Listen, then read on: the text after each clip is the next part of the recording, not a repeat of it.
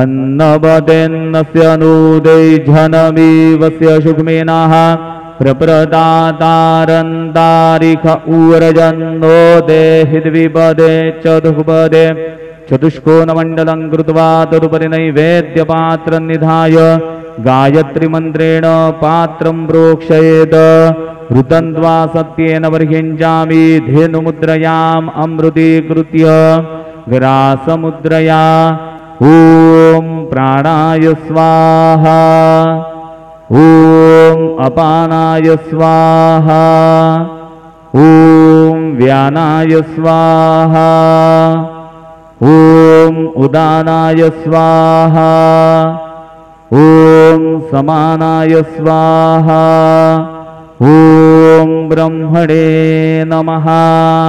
नैवेद्यमध्ये पानीयं समर्पयामि पुनर्नैवेद्यं निवेदयामि।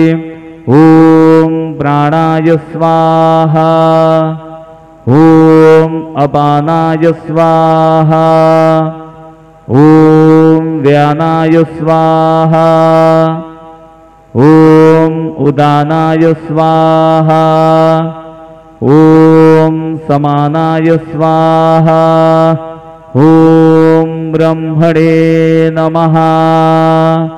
नैवेद्यं समर्पयामि हस्तप्रक्षालनं समर्पयामि मुखप्रक्षालनं समर्पयामि शेषोपचारार्थे प्रार्थनापूर्वक नमस्कारं करोमि।